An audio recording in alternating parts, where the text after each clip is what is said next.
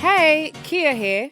We've spoken about how to land your dream job, but today I want to go deep on how to develop your career. It may be that you want to progress in your current company or find new opportunities elsewhere. There are lots of ways that you can get the right experience and training to help you upskill for that higher salary. Welcome to another episode of A Little Bit Richer, brought to you by my friends at Legal & General. Sarah is a talent development manager at Legal & General and can give us some insights on what you can do, where you can find resources, and how this might help improve your career opportunities and hopefully get you a bigger salary too. Welcome, Sarah. Hi, Kia. I'm really looking forward to this episode because I think careers is a massive one and everyone wants to know what they can do to give themselves that big up and to push themselves forward. So let's get straight into it. How do you decide what you might need to help with your career development? It's a big question, isn't it? And it can be a little bit of a minefield, especially when you start work and there's loads of different opportunities, and knowing where to go and which one is the best can be a little bit daunting. So I would say take a step back. What is it that you're trying to achieve? What are your strengths already? Stop looking at all the things that you're not good at and start playing into those strengths. A lot of organisations, they'll have career pathways for you. And these are great because what they'll do is they'll give you a little bit of a guide in terms of where you need to go, what you need to learn. They'll tell you about your knowledge, your skills, and then your behaviours you need to develop. So I think having a bit of self-awareness can really, really help. Looking at career pathways. But the biggest thing, I think, is finding people who have been there and done that. And so seeking out a mentor who can really, really help you in terms of your career. The other thing I'd probably say is I'm a massive advocate for being open and transparent and having career conversations with your line manager. Because again, they can help you. They can also showcase different opportunities for you to learn and develop. I think sometimes people feel that they don't have the confidence to voice, I want to learn more. What better can I be doing? But it is a strength and something that you should lean into. And I love the point that you mentioned, going to find a mentor. And that's why it's so important to find someone who's been there before, whether it's in your workplace or online or LinkedIn, places like that.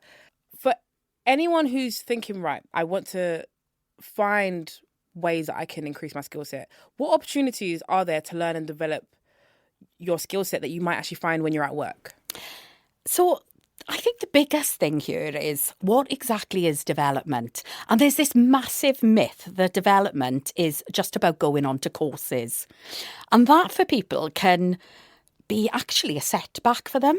Because a lot of the time, some people go on to courses and they realise that that's not actually their learning style. People learn through different ways.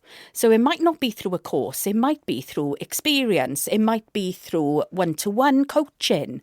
So I think that development and having that understanding that it's not just a course is really important. I like to look at it as the 70-20-10 model. And that's just an easy way to remember that when we learn, 70% of that is through experience.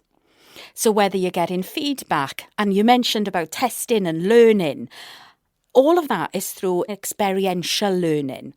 The 20% is what we call informal learning, so where you might do some research online. I carve out 15 minutes every single day to do a little bit of research on something. And that could be from looking at podcasts, just learning something different. And sometimes it doesn't necessarily have to be about work. And then the 10% is where the formal learning comes in and the professional qualifications and courses. So I think having that understanding first is really helpful in then looking at what skills organisations might want you to achieve through learning and development.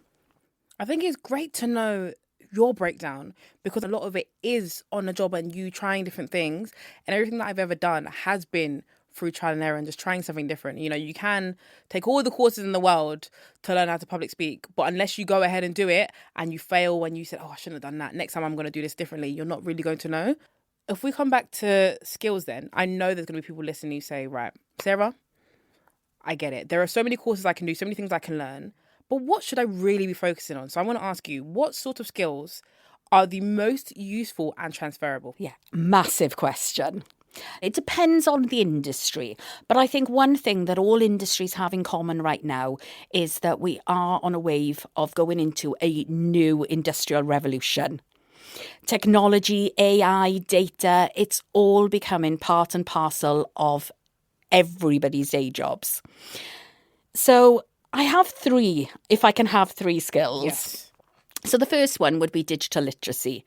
Now, we don't need everyone to be the next Bill Gates, but having skills to be able to use different technology and be able to communicate maybe with customers or stakeholders through digital means is going to be really important. I think the next one is leadership skills. Now, that one's quite broad, and probably people would be thinking, well, I don't want to be a leader. But actually, when you think about leadership skills, you don't have to be a people manager. Having more human-centred leadership styles like empathy, agility, all of those are going to be skills that we need. The last one, and my favourite one, is the skill of being curious and continuous learning. One of my favourite ones. Favourite ones ever, because without that, then you're not going to move forward in your career. Staying curious and asking questions and wanting to learn more is a great skill to have because it keeps you inquisitive. We're on the cusp of technology really being a massive focal point. So from your experience, what types of learning do you see as having the most benefit? I'd say that in order to progress and move on in your career, you've got to learn to be able to give feedback and receive feedback. But more importantly than those is how to ask for feedback without fear of being vulnerable and somebody thinking that you're not very good at your job. So I would say having those skills is really important. I'd also say that the art of storytelling, and whether you are writing a report, doing a presentation, how can you tell the story in a succinct way?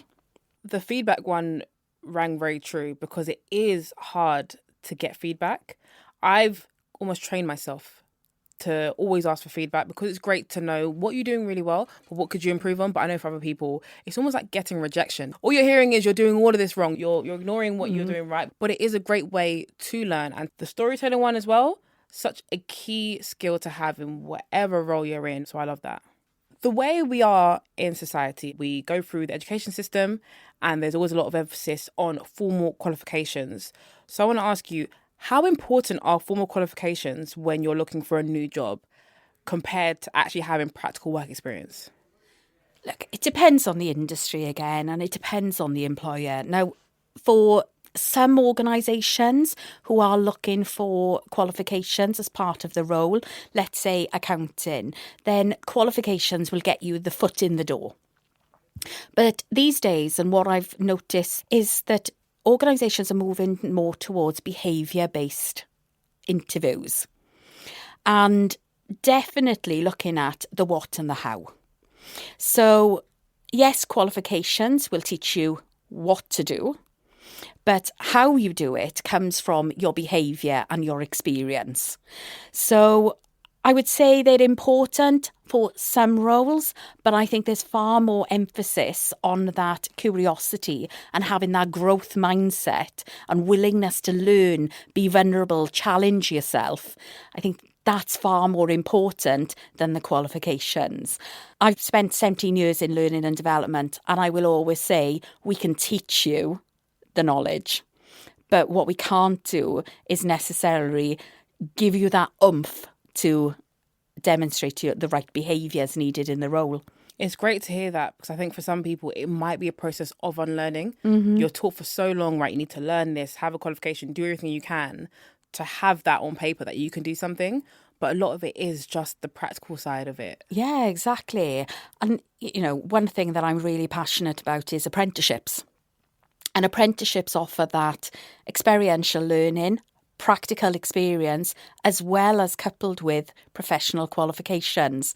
And I think that's the magic ingredient in learning. Honestly, I wish I knew more about apprenticeships when I was around that age. But you can do adult apprenticeships. I know that there are some more coming out, Yes. which is really good. Yes. I mean, there's multiple pathways on apprenticeships. And again, another myth is that apprenticeships are for early careers, and they're not. Apprenticeships are available from a level 2 GCSE level right the way up to a master's level. Wow, I didn't know that. And any age, anyone can do them. That's some great insight. We know that employers are willing to cover the cost of some training. So could you give us an idea of the formal training opportunities that an employer might be willing to offer or pay for?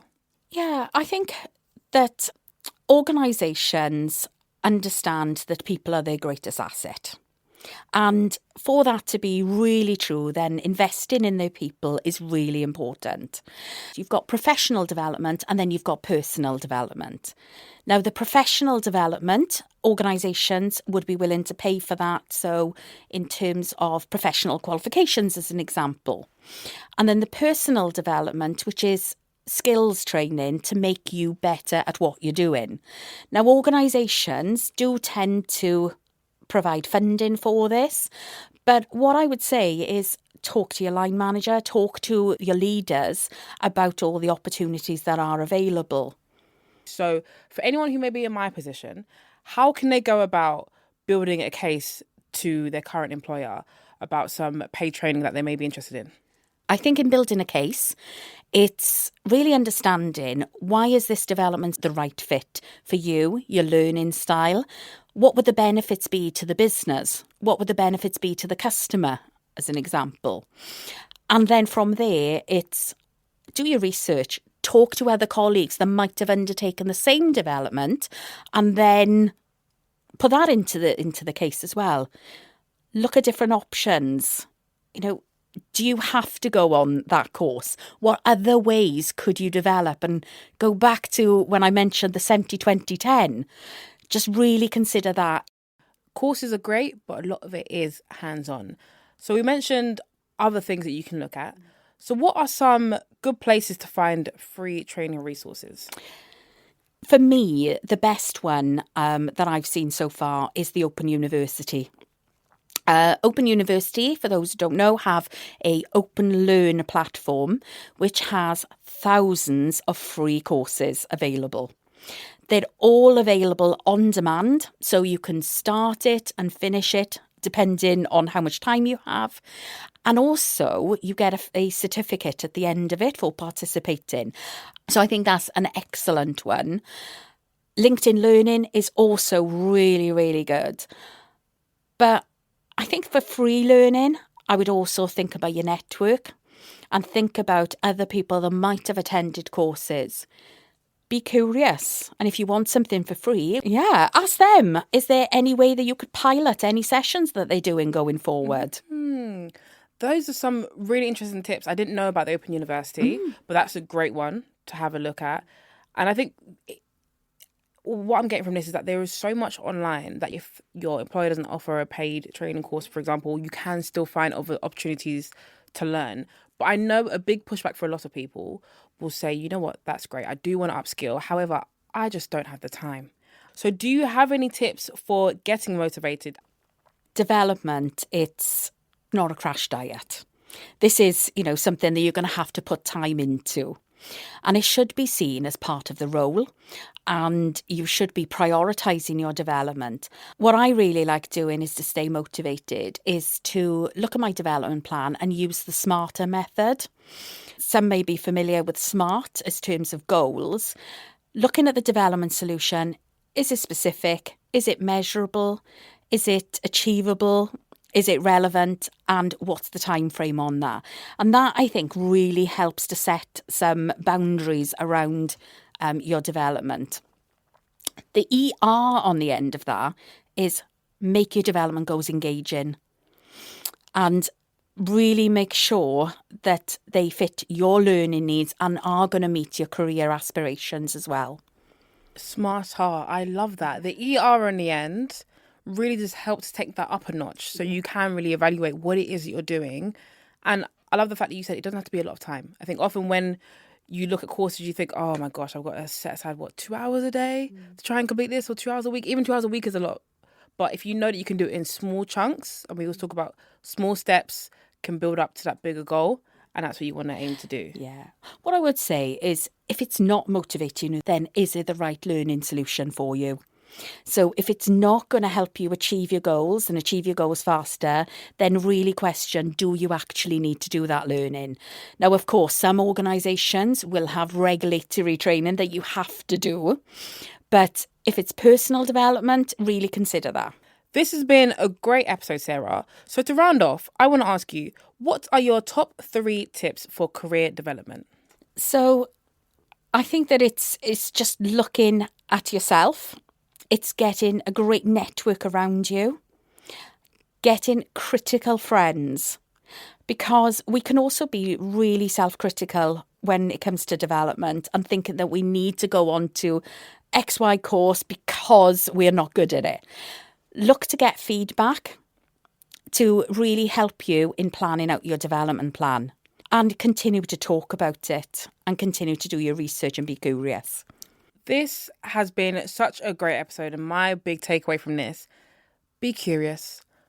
Practical learning is a massive part, so embrace it and don't shy away from it. Sarah, thank you so much for coming onto the podcast. Thank you.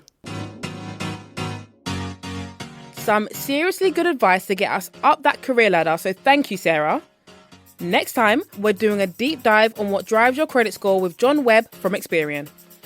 I'd love it if you could review the podcast, spread the word, and help others get a little bit richer too.